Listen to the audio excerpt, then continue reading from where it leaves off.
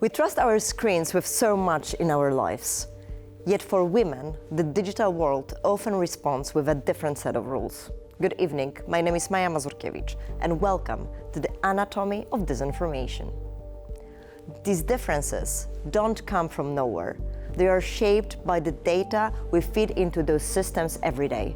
So before we ask why this is, think about how our world looks and who decides what neutral looks like in the first place.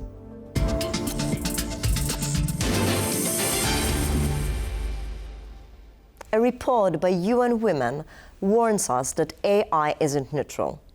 It learns from centuries of inequality and systematic disadvantages in women's access to jobs, healthcare, and opportunities. Can we still be sure that developments in AI promote healthy relationships, inclusivity, and social well-being? Let's talk about that and more with our first guest. Aleksandra Przegalińska, Vice Rector for Innovation and AI at Koźmiński University in Warsaw and Senior Research Associate at Harvard University Center for Labor and a Just Economy. She is an internationally acclaimed researcher specializing in AI and human-machine interaction and has contributed to a number of major projects such as the EU On Air European University Alliance, which promotes AI in European higher education, and Campus AI, which works to democratize AI education. She's received several distinctions, including the Visionary Award from the Digital Poland Foundation and the AI Ambassador title from Swiss Cognitive. Aleksandra, welcome and thank you so much for joining us straight from Cambridge, Massachusetts. Hello, thank you for the invitation. Thank you for coming and bringing your expertise on AI. And basically what we want to talk about today is the gender bias on algorithms and AI specifically. Why is that happening? Indeed, we can at this point recognize quite a lot of gender bias in various types of algorithms, including artificial intelligence. And I think it sort of perpetuates itself in various activities that are undertook online. So in hiring processes, you see lots of AI-based recruitment tools that are, for instance, downgrading CVs that contain words like women's chess club because they have been trained on historical data, and in that data you mostly see accomplished male applicants, right? So the model kind of learns to prefer male-coded career patterns. There are other examples of that. Credit scoring, obviously, would be one of them, and various healthcare algorithms that are widely used, for instance, here in the United States, health risk predictions, and algorithms that are trying to estimate that underestimate various patients, including women who are disproportionately affected by various types of diseases. And it's all training data, right? So sort of the internet is full of data. And I think if that data is not properly curated, quite often it can be extremely stereotypical and harming in that way. And that is an issue that we have not resolved. And on top of various prediction algorithms that we used to use for the past decade, we now have AI that is even more powerful, but still trained on the same data, and therefore it perpetuates, certain negative patterns that can disproportionately affect women. So you would say that historically the world looks like this, and that's why by feeding the data that are existing, AI is being biased as the world was or still is biased. Well, I can give you some examples. So to some extent, we could claim that the world was like that, right? For instance, that in IT, you predominantly would hire men, and therefore, more men are expected.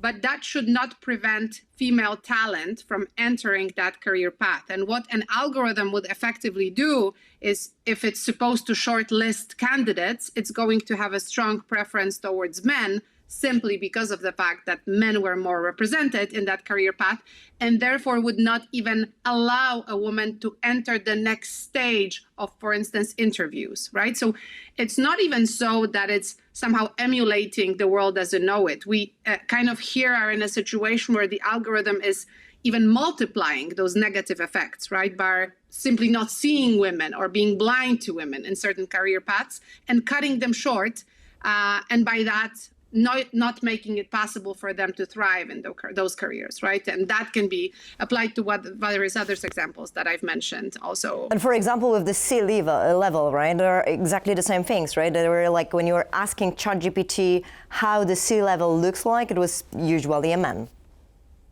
Well, that's the thing exactly, that the algorithm has a certain shortcuts of the representation of the world. And we can talk here about many different examples. If you ask ChatGPT, for instance, to give you a depiction of a wedding, it's going to rather give you a depiction of a Western tradition-based wedding, right? So a Western wedding. It's not going to give you examples of weddings in other parts of the world because it's extremely dominated by certain data that's been flowing around in Silicon Valley mostly. And you can spot a lot of that. And as I said, very often it does affect women in a negative way. So is it possible to change it, for example, by training LLMs differently?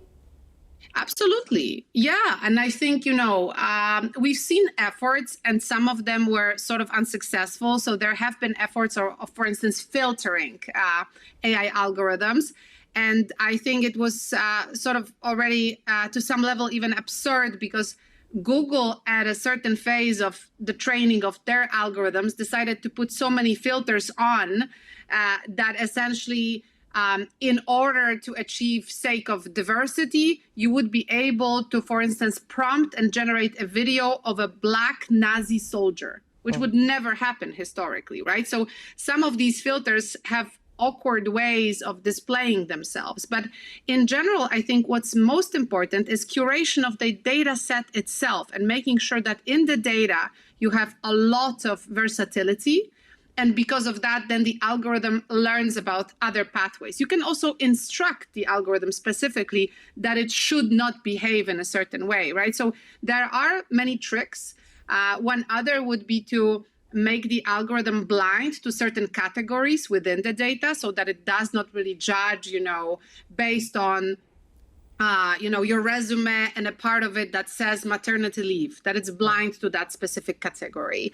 And so you can do many different things. And I think we should pursue efforts to, just refine these algorithms in these ways. And I think even when you have a daily interaction with ChatGPT or one of those other mainstream models, maybe except for Grok, most of them are not doing anymore such a bad job in terms of displaying more of representation of the world. So I think we are on the way towards something better, but we are still not there yet.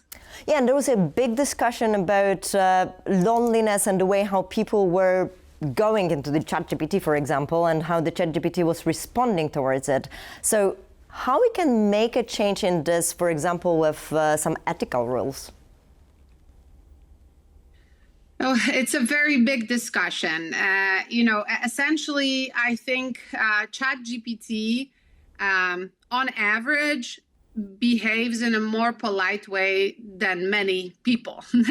And we got used to it. Over the course of the past 2 years, we got used to a certain design that is quite assistive, friendly, and helpful, and that's a good thing.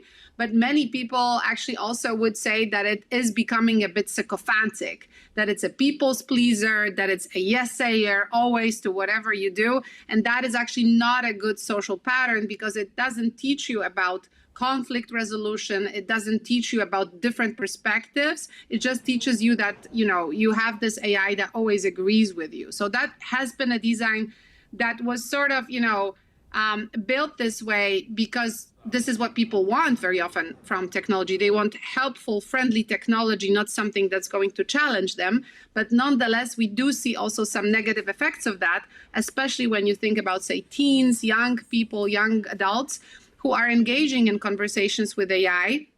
And they're getting used to the fact that this technology is sort of behaving like a person, but on the other hand, it's always like pleasing them and it's always super nice to them. And that doesn't give them a good outlook of how kind of society looks like with various dynamics. So yeah, we have to constantly treat the design of technology as we have it as a work in progress. I think that's very important and challenge certain assumptions. not to get stuck with a design that can superficially look good, but then in the end would turn out to be, not so positive for us as a society. And there comes the last question, but very important one, I believe. What about education? Should we educate people how to use AI?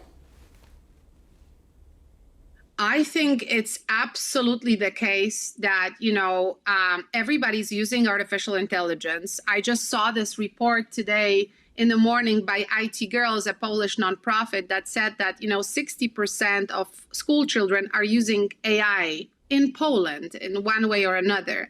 However, only 25% of them had a chance to talk about their experience with artificial intelligence at school. Right? So the school is not addressing that very fact that they're interacting with AI, and it's sort of not making it a subject that should be studied because, kids are going to interact with AI. They're going to build AI-generated videos. They're going to create text with artificial intelligence. And some of it can be very nice. It can be a form of co-creation. However, in some instances, it can be something very negative, or there will be a deepfake that will be extremely disturbing. And I think they need that possibility, that space to discuss it also in the school environment. And we as adults, the same. We need education about how to use AI in a way that's beneficial to us, that's helpful to us, without kind of adding to this AI slop, right? There's so much talk right now about how AI is adding to poor quality internet, right? And I think we have to recognize that there are also downsides or like costs to this technology. And I think educating ourselves and awareness of it is very, very important here. Thank you very much, Aleksandra. I think there are two main issues for those that are creators of AI and those that are users, and it's very much about awareness. Thank you so much for joining us. Yeah, agreed. Thank you. Now, let's find out who benefits from disseminating gender disinformation and how it harms women.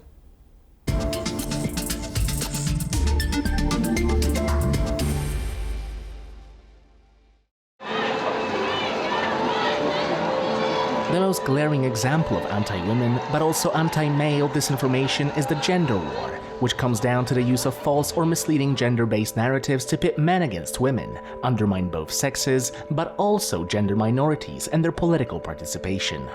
We talked to Szymon, a Polish YouTuber who has been monitoring the artificially stimulated conflict unfolding on the internet. One of the prominent examples of this is highlighting some particular problems and inflating them to make them look like widespread social problems, just to cause an outrage. So that's the tactic that most of clickbait media uses now towards everyone, because rage is an emotion that is most contagious on social media.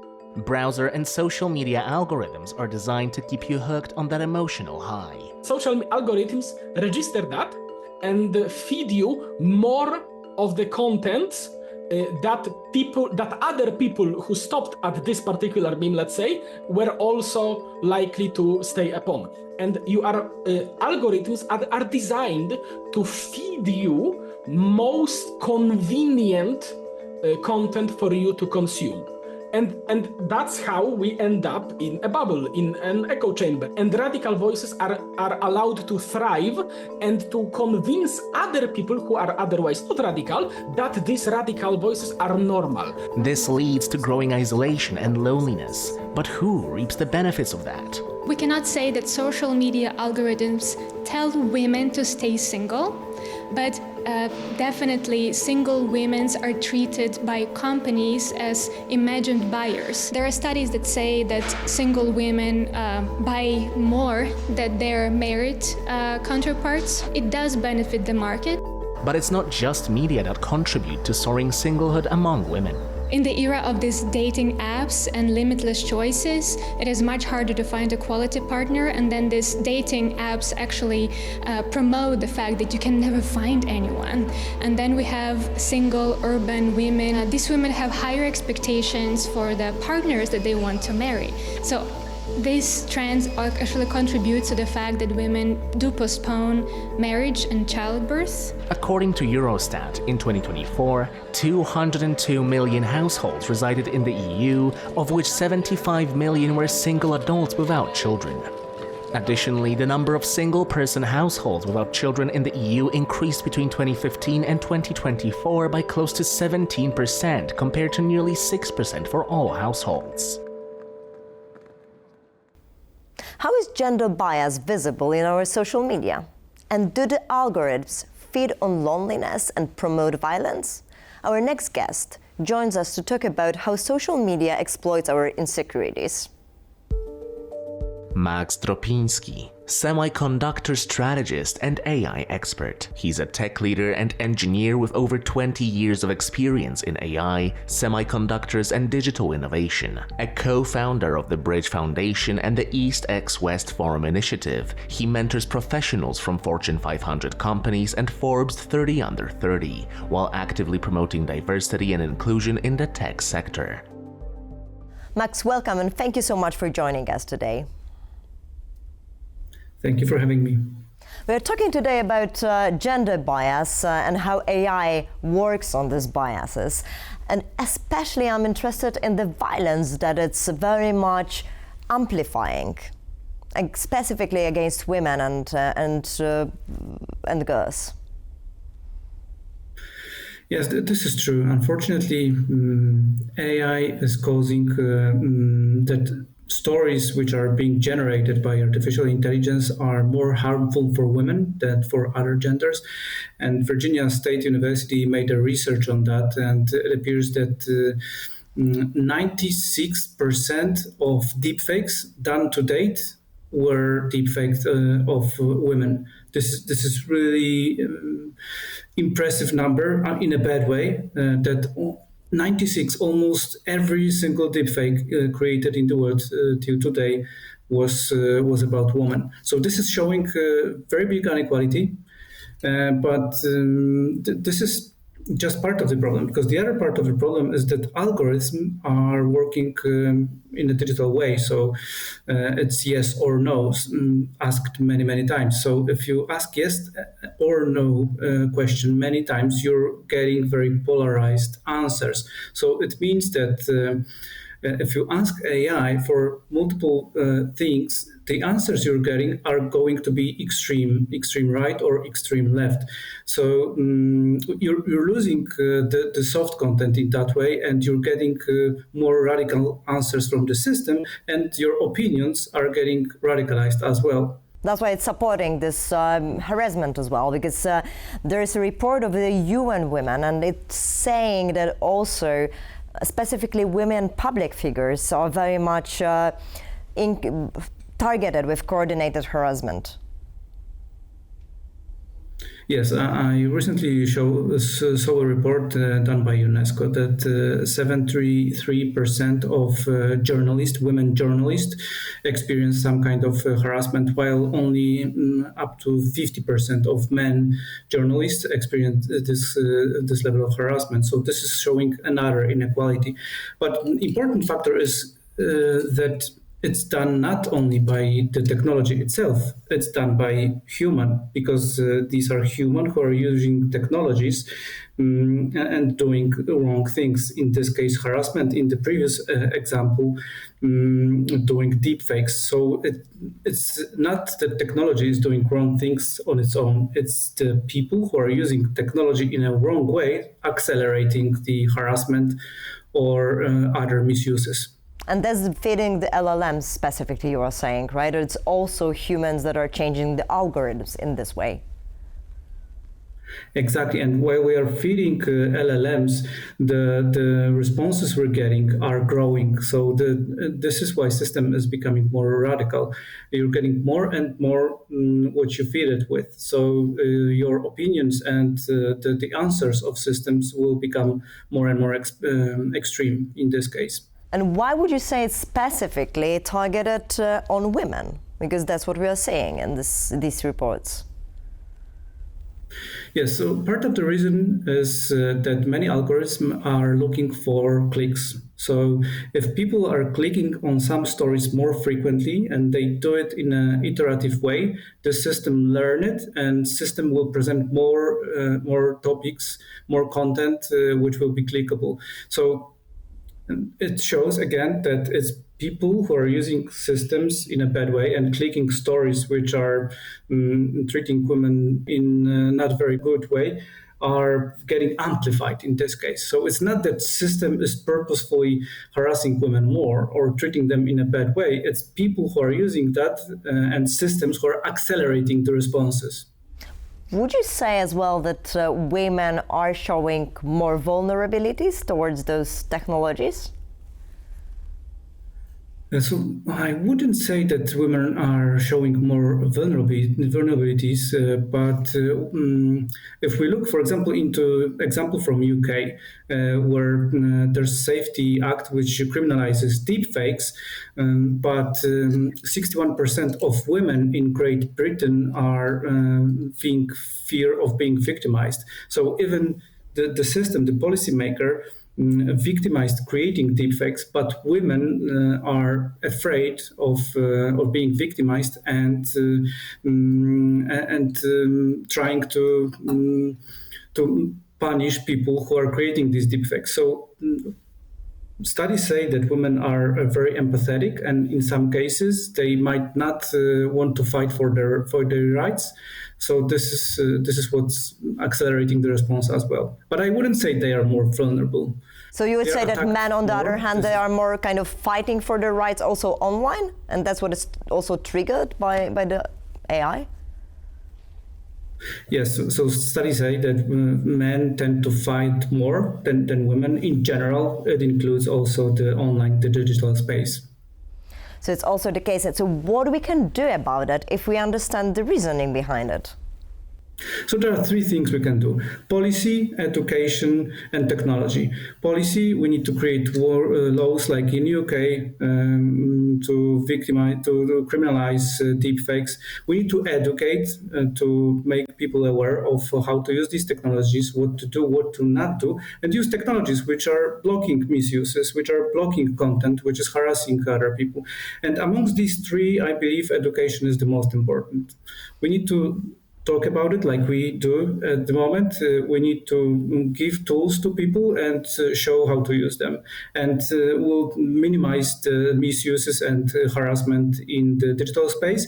We'll never go down to zero. We'll never prevent all the misuses and all the harassment which is happening, but I believe we definitely can minimize the level of this problem. So for example, saying that ChatGPT is not your therapist?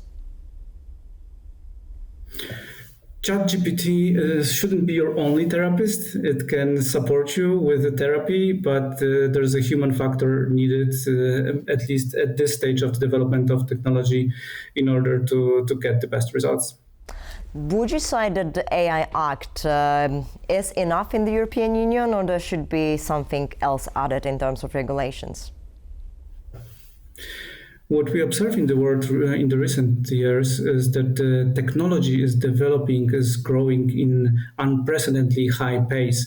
It means that it's changing world very fast, and policymakers should follow that. So I don't think that the AI Act, which is being implemented now, will be sufficient in the upcoming years. I do believe that we need to follow with the policy making, and we need to increase the pace of creating new policies, but also to not exaggerate in that and not to make ourselves less competitive with other regions.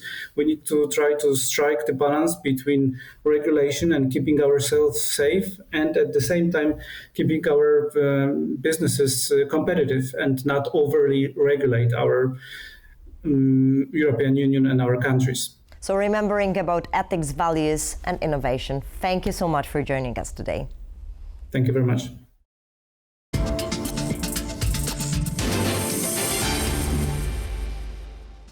We all crave safety and peace. And when we can't find it around us, we escape into the digital world. But this world isn't built to heal us. So stay conscious of what you use and how you use it. And remember to keep calm and think deeply.